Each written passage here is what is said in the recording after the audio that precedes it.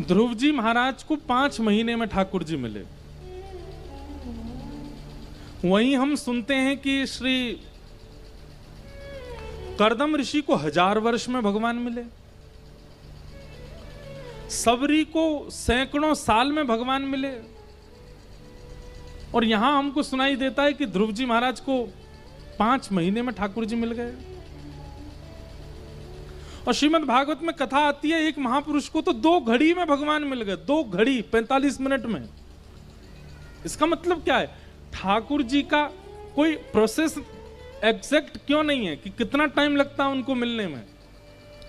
कहीं पर 1000 साल निकल जाते हैं, कहीं पर 5 महीने में मिल जाते हैं, कहीं पर 2 घड़ी में ही मिल जाते हैं। और सुनो, 1000 साल बाद में छोड़ो, 2 घड़ी बाद में छोड़ो, 100 साल बाद में छोड़ो, परीक्षित, उसका तो जन्म ही नहीं हुआ, गर्भ में ही भगवान मिल गए, गर्भ में ही चले गए भगवान।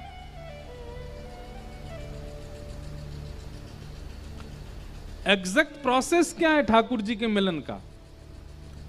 वो मिनटों में मिलते हैं, घंटों में मिलते हैं, दिनों में मिलते हैं, महीनों में मिलते हैं, सालों में मिलते हैं, कल्पों में मिलते हैं, युगों में मिलते हैं। कब मिलते हैं ठाकुर जी?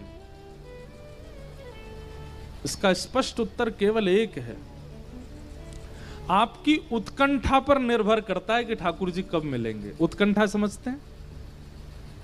व्याकुलता, ये मिलन की व्याकुलता। मीराबाई कहती हैं, दर्शन को मोहे चाव घनेरो, दर्शन को मोहे चाव घनेरो, कब मिल मीत सवेरा, हो कब मिल मीत सवेरा। दर्शन को मोहि चाव घनेरो। चाव मतलब एक्साइटमेंट। लिख लीजिएगा, आप जितने ज्यादा उत्कंठित हैं, जितने ज्यादा चाव में हैं, जितने ज्यादा एक्साइटेड हैं, उतनी जल्दी ठाकुर जी मिलेंगे। हां, परीक्षाएं बहुत होंगी, ये बात याद रखिए, विपरीतताएं बहुत आएंगी, रुकावटें आ सकती हैं, लेकिन अपने चाव को डगमगाने मत देना। नाम जब कम हो जाए और आपके साधन कम हो जाए, पर आपकी जो उत्कंठा है मिलने की, वो कम नहीं होनी चाहिए। ठाकुर जी के मिलन में उत्कंठा आवश्यक है।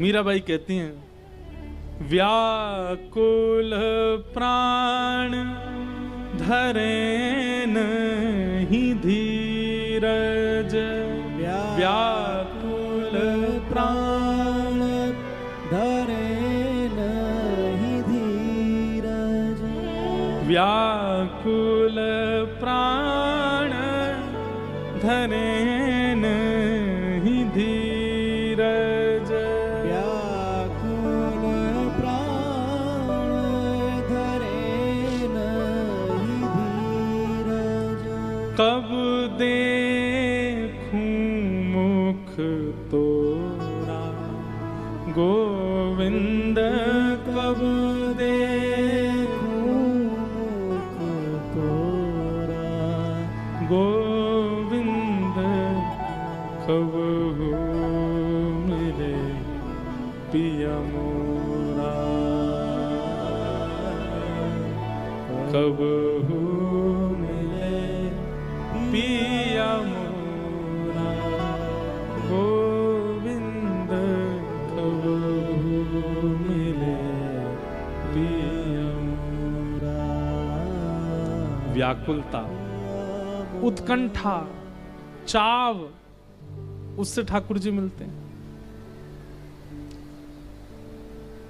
हमारे महाप्रभु जगन्नाथ जी के परम भक्त, उनके वंशज मिले थे परसों तरसों हमको, बंधु महंती, जो कि ना तो धनवान है और ना एक श्रेष्ठ जाति में जन्मे हैं। लेकिन जगन्नाथपुरी से कुछ दूरी पर उड़ीसा के एक गांव में रहते हैं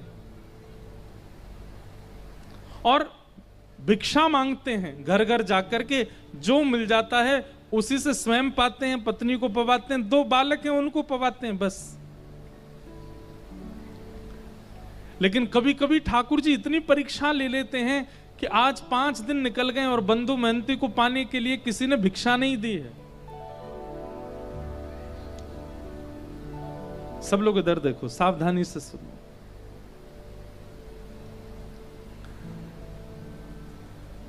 पत्नी व्याकुल है और पता क्या करते हैं, बंधु महंती का नियम है, भिक्षा लेकर के आते हैं घर घर से या बैठ जाते हैं रोड के किनारे, जो दे देता है उसको ला करके पत्नी बच्चे और स्वयं पा लेते हैं और पवाने के पीछे शर्त रखते हैं, क्या? पाने के बाद नाम जप करोगे, ठाकुर जी का स्मरण करोगे, भजन करोगे, कीर्तन करोगे, करताल बजा करके अपनी पत्नी बच्चों के साथ कीर्तन करते हैं। 5 दिन हो गए, अन्न नहीं पाया तो पत्नी बोली अब तो अन्न मिला नहीं तो फिर कीर्तन भी नहीं होगा। अन्न मिलेगा तो कीर्तन होगा ना, कुछ खाने को मिलेगा, पेट में जाएगा तभी तो स्वर निकलेगा, तभी तो ताल बजेगी, तभी तो नृत्य होगा, कीर्तन रुक जाएगा। अब बंधु महंती को इस बात की चिंता नहीं है कि अन्न नहीं मिल रहा है, उसको इस बात की चिंता कीर्तन नहीं करेगी। सब जगह जाते हैं, चरणों में गिर गिर करके कहते हैं कि मुझे कुछ दे दीजिए, कुछ घर में बनेगा, ठाकुर जी को निवेदित करेंगे तो फिर कीर्तन नहीं रुकेगा। लेकिन आज ठाकुर जी ने ऐसी परीक्षा ली बंधु महंती जी की कि सप्ताह निकल गया और किसी ने कुछ नहीं दिया।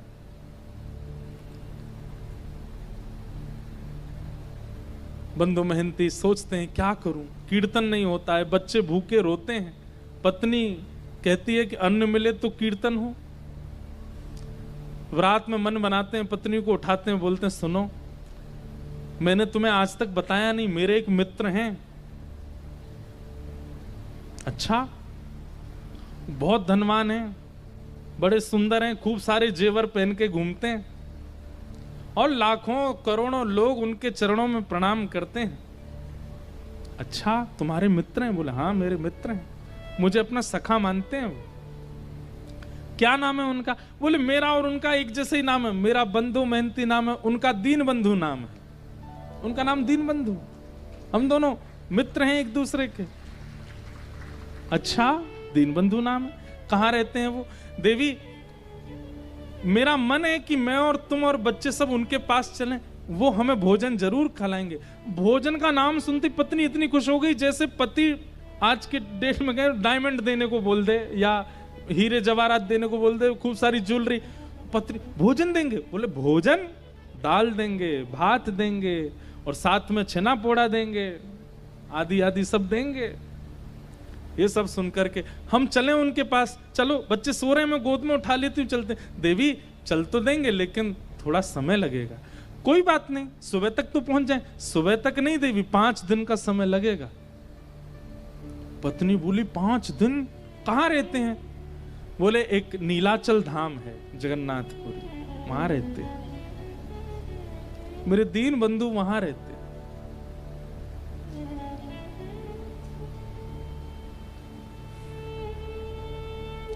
पत्नी से झूठ बोला है, मेरे मित्र हैं। कोई बात नहीं, हम सह लेंगे, लेकिन भोजन तो मिलेगा ना वहां पर? हाँ मिलेगा ना, मेरे मित्र हैं। भोजन की बात करती है, वो वस्त्र भी देंगे, अन्न भी देंगे, रहने को घर भी देंगे, चल। और अपनी पत्नी को लेकर के जा रहे हैं और रास्ते भर जगन्नाथ जी से प्रार्थना करते जा रहे हैं, हे महाप्रभु मुझे कुछ नहीं चाहिए, तो मेरी लाज बचाना। मैंने इसको बोला है कि आप मेरे मित्र हो, कहीं आप मित्र बनकर के नहीं मिले तो इसके मन में अविश्वास हो जाएगा, और इसके मन में अगर अविश्वास हुआ नाथ तो मैं क्या करूंगा। अब इसी बहाने से अपनी पत्नी बच्चों से कीर्तन कराते। अब तो 3 ही दिन में पहुंच जाएंगे, कीर्तन करो। कीर्तन करते हैं, जबरदस्ती करवाते हैं, लेकिन ये भी बंधुओं एक प्रकार से भगवत भाव है कि आप स्वयं तो भगवत भजन करते हैं पर अपने मित्रों से और संबंधियों से भी भगवत भजन कराते हो, ये भी एक कृपा है। ठीक है, 1-2 बार कुभाव से करेंगे तो भी चलेगा, करेंगे तो सही। अपनी पत्नी बच्चों को लेकर के बंदो मेहनती पहुंच गए जगन्नाथपुरी। 5 दिन हो गए चलते चलते, कुछ खाया पिया पिछले 7 दिन से नहीं खाया, 5 दिन हो, बच्चे भूखे प्यासे तड़प रहे हैं, तो कहीं से नरम पत्ते तोड़ के ले आते हैं, कुछ ऐसे सामान मिल जाता है तो बच्चों को खिला देते हैं। जैसे ही जगन्नाथपुरी पहुंचे, दूर से ही नील चक्र दिखाई दिया, ध्वजा लहरा रही है महाप्रभु जगन्नाथ जी की। देख करके अपनी पत्नी पूछे, देखो वो जो ध्वजा दिख रही है ना, बोले हाँ, उसी के नीचे ही मेरे मित्र बैठते हैं, वो उनके घर की ध्वजा है। बस हम तो, बच्चे तो नाचने लगे, कूदने लगे, पत्नी भी आनंदित हो गई। लेकिन महाप्रभु जगन्नाथ जी का आज तक केवल कथाओं में श्रवण किया था, पहली बार देखने जा रहे हैं बंदो मेहनती। ध्वजा देख करके ही मूर्छित हो गए। पत्नी ने बड़ी मुश्किल से होश में लाए। अब तो ज्यों ज्यों मंदिर पास आ रहा है त्यों त्यों नृत्य कर रहे हैं, और बार बार नृत्य करते करते घबरा जाते हैं, और घबरा कर कहते हैं, महाप्रभु जी आप याद है ना, मैंने मित्र बताया है आपको, किसी और को नहीं दिखाना है, मुझे कोई प्रचार नहीं करवाना कि आप, मेरी पत्नी को बस दिख जाना कि आप मेरे मित्र हो, और दिखना भी नहीं, मैं उसको बोल दूंगा आप बहुत व्यस्त रहे, तो बस भोजन प्रसाद पवा देना, इतना करवा देना, बस और कुछ नहीं चाहिए। महाप्रभु जी के मंदिर पहुंचे, जाने कितनी बार ठाकुर जी की स्मृति में बेहोश हो गए। जगन्नाथ जी के मंदिर में प्रवेश किया, महाप्रभु जी के सामने जैसे ही पहुंचे, आहा, जगन्नाथ स्वामी नयन पथगामी भवतु में, महाप्रभु जी के जब विशाल नेत्रों का दर्शन और ये आजानुलंबित भुजाओं का दर्शन किया, बंदो मेहनती नाचने लगे, दौड़ने लगे भीतर की ओर, मानो जैसे महाप्रभु जी बुला रहे हो। देख, मैंने कही थी ना मेरे मित्र हैं, मुझे देखती देख भुजा खड़ी कर ली इन्होंने, कह रहे आजा गले मिल ले। हाँ भुजा तो जाओ मिल लो, अभी नहीं ना, अभी वस्त्र नहीं धुले मेरे, अच्छे स्वस्थ वस्त्र पहनूंगा, ना धो के तैयार, तब जाऊंगा भीतर। एक लाज तो बचा ली ठाकुर जी, अब दूसरी कुछ प्रसाद पवा देना। ऐसे बंदो मेहनती रात भर बैठे रहे मंदिर के द्वार पर, किसी ने भोजन नहीं पूछा। पत्नी बोली, आप तो कह रहे थे कि आपके मित्र भोजन पवाएंगे, दाल भात और जाने क्या क्या आप हमको प्रलोभन दे रहे थे। अरे तू देखा नहीं कितनी भीड़ थी अंदर, कितने लोग बैठे थे वहां पर, अभी सबसे मिल रहे हैं, वो सुबह तक हो जाएंगे, कराएंगे ना हमको। वहीं बैठ करके चिंतन करते जा रहे हैं महाप्रभु जी, कीर्तन करो कीर्तन करो, और तुम पे तो घूम फिर के कीर्तन आता है, अब तो हम कीर्तन तभी करेंगे जब महाप्रसाद मिलेगा। अर्धरात्रि का समय सब चले गए, और बंदो मेहनती केवल हाथ जोड़ करके रुदन करते हुए ठाकुर जी से प्रार्थना कर रहे, नाथ लाज बचा। और तभी महाप्रभु जगन्नाथ जी एक ब्राह्मण का रूप धारण करके आए, अपनी सुंदर थाल में महाप्रसाद स्वयं गए रसोई में ठाकुर जी, और जो महाप्रसाद रखा था जगह जगह से हंडियां उतार करके अपने हाथों से ही महाप्रसाद धर रहे हैं, अपने हाथ से ही दाल ला रहे हैं, और फिर ढूंढ रहे हैं कौन कौन सी सामग्री कहाँ धरी है। सब जगह से, जैसे कोई थाल, माता थाल लगाती है बालक के लिए, उसको ये अच्छा लगता है ये भी पवा देते हैं, ये अच्छा लगता है ये भी तो महाप्रभु जी देख रहे हैं मेरे को भोग में क्या क्या अच्छा लगता है, वो सब सामग्री ढूंढ ढूंढ के निकाल रहे हैं। कटहल की सब्जी धरो, महाप्रसाद धरो, खिचड़ी धरो, इसमें दाल धरो, ये धरो, सब पूरा थाल अपने हाथों से सजा रहे हैं। सुभद्रा जी बलभद्र जी देख करके कितने प्रसन्न हो रहे हैं, वाह आज महाप्रभु, पूरी दुनिया इनकी थाल लगाती है लेकिन आज खुद थाल लगा के लेके जा रहे हैं। ठाकुर जी को अपनी थाली लगानी नहीं आती, उनको क्या चुपचाप से बैठे रहते हैं, लाडले लाल हैं, दूसरे लगा लगा के देते हैं, पर आज बंदो मेहनती की थाल खुद लगा रहे हैं। और थाल के ऊपर वस्त्र रख करके अपने कंधा पे, विशाल थाल है, कंधा पर रख करके ठाकुर जी बाहर आए, और बाहर आकर, अरे कोई बंदो मेहनती नाम का आया है क्या? बंदो मेहनती तो नाम सुनकर के, मेरा नाम किसको पता भाई? मन में सोचा, पत्नी तो सो गई है, मन में सोचा कोई और होगा बंदो मेहनती मेरे जैसा, लेकिन देखा कोई और है भी नहीं, अकेला मैं ही बैठा हूं। ठाकुर जी बड़ी अपनी भौं चढ़ा करके और जैसे कोई बिना भाव दिए बात करता ना, ऐसी बात कर रहे हैं, ए भाई कौन हो तुम, कहां से आ गए हो, ये फटे पुराने लत्ते पहन, यहाँ बाहर निकलो यहाँ से, चले जाएंगे भगवान। पर हम ही बंदो मेहनती हैं। तुम बंदो मेहनती हो? बोले हाँ। अच्छा, अपना और परिचय बताओ। बोले और तो क्या परिचय है, परिचय यही है कि मेरे पास ना तो घर है, ना व्यापार है, ना संपत्ति है, ना धन है, कुछ भी नहीं है, ठाकुर जी को अपना मित्र मानता हूं बस। अरे यही परिचय तो पूछ रहे थे। महाप्रभु जगन्नाथ जी आए थे स्वप्न में और स्वयं भगवान ही कह रहे हैं, बोले प्रभु महाप्रभु जगन्नाथ जी आए थे स्वप्न में, स्वप्न में आके बोले मेरा मित्र बंधु मेहनती। बोले 1 मिनट रुक जाएंगे? बोले क्यों? पत्नी को उठा दूं, उसके सामने बोल दो ये बात कि मेरे को मित्र कहा महाप्रभु जी ने। अपनी पत्नी को उठा रहे हैं, पत्नी को उठाया, पत्नी बोली क्या हुआ? बोले देख महाप्रसाद लेके खड़े हैं। एक बार दोबारा बोलेंगे ठाकुर जी ने स्वप्न में क्या कहा? बोले ठाकुर जी स्वप्न में आके बोले हमारा मित्र बंधु मेहनती बैठा है बाहर, उसको महाप्रसाद देख के आओ। सुन करके अब महाप्रसाद देख करके तो बच्चे पत्नी खुश हुए, लेकिन बंधु मेहनती तो ये शब्द सुनकर के ही प्रसन्न हो गया कि ठाकुर जी ने मित्र मान लिया। वहीं रोने लगा, ब्राह्मण के चरण पकड़ लिए, बोले सुनिए मेरी तो योग्यता नहीं मैं उनको जाकर के प्रणाम करूं, आपने मेरी लाज बचा ली, पत्नी मेरी तरफ से दंडवत कर देना, एक बार हृदय से लगा लेना। बोले कि समय मिलेगा जगन्नाथ जी खुद ही बुला लेंगे तुमको भीतर, महाप्रसाद पाओ। और सुनो ये थाल बहुत महंगा थाल है, इसको व्यवस्थित ऊपर पहुंचवा देना मंदिर में। जी जी हम पहुंचवा देंगे। अब महाप्रसाद आया, बच्चों ने पेट भर के पाया, पत्नी ने पाया, बंधु मेहनती ने पाया। बंधु मेहनती को भूख थोड़ी ही थी, वो तो भूख मर गई ठाकुर जी की बात सुन करके। रात में बर्तन धो करके विशाल थाल, उसमें रत्न जड़े थे, इतना महंगा थाल। अब वो तो पूरे घूम आए मंदिर के आसपास, कोई मिला नहीं। बोले थाल किसको दूं मैं?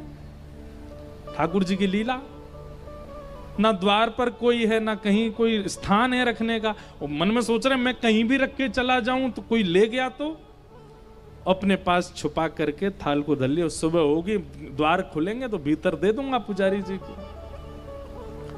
प्रातः काल होते ही महाराज मंदिर में हड़कंप मच गया। ठाकुर जी का थाल चोरी हो गया, ठाकुर जी का थाल चोरी हो गया। रसोई घर से दूसरी आवाज आने लगी। बोले क्यों? हंडियां फूटी पड़ी हैं, चावल बिखरे पड़े हैं, पता नहीं कौन भीतर घुसा था, सारी सामग्रियां फैला दी हैं। ठाकुर जी हैं, व्यवस्थित थोड़ी रहते हैं, यूं यूं उठा दिए होंगे सब सामान, गिर दी होंगी हंडी। हल्ला मचा, ढूंढने लगे, इतने में बंधु मेहनती के नेत्र खुले, ये अपनी थाल लेकर के मंदिर में ही पहुंच गए। और जैसे ही इनके हाथ में थाल देखी तो शरीर की अवस्था, वस्त्रों की अवस्था से लगता ही नहीं है कि इसके पास थाल, चोर ही मालूम पड़ रहा था। बिना पूछे बिना जाने ही मारपीट शुरू कर दी। और जैसी मारपीट होनी शुरू हुई, बंधु मेहनती तो वाह जगन्नाथ, जय हो जगन्नाथ, आहा जगन्नाथ, रात में तो छेना पोड़ा खिला रहे थे, रात में तो रसगुल्ला खिला, सुबह लात घुसा पड़वा रहे हो, वाह जगन्नाथ तेरी लीला बड़ी अद्भुत है। पत्नी आकर इनको मत मारिए, ये जगन्नाथ जी के मित्र। बोले अच्छा जगन्नाथ जी का मित्र, इसको बताते हैं हम। अरे रात में जगन्नाथ जी ही दे करके गए। हाँ जगन्नाथ जी पे और तो कोई काम ही नहीं, इसको देने जाएंगे। इस पर पहनने के लिए वस्त्र तो अच्छे नहीं है, महाप्रभु जगन्नाथ इसको महाप्रसाद पमाएंगे।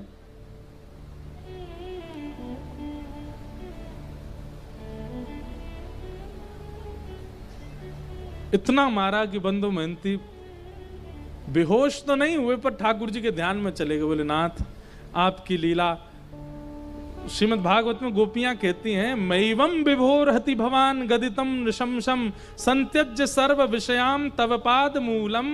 हे ठाकुर जी, सब चीज छोड़ करके भक्त आपकी शरण में आता है, लेकिन आप परीक्षा लेने से बाज नहीं आते, आप बहुत परीक्षा लेते हो।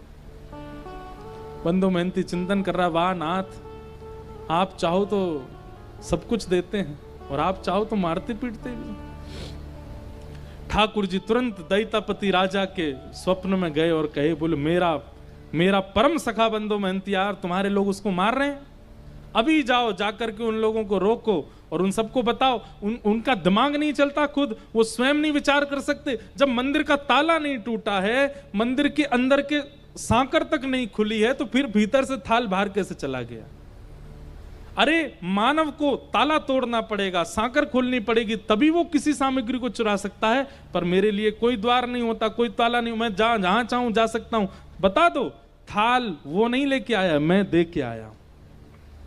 मेरा मित्र बंधु मेहनती आया।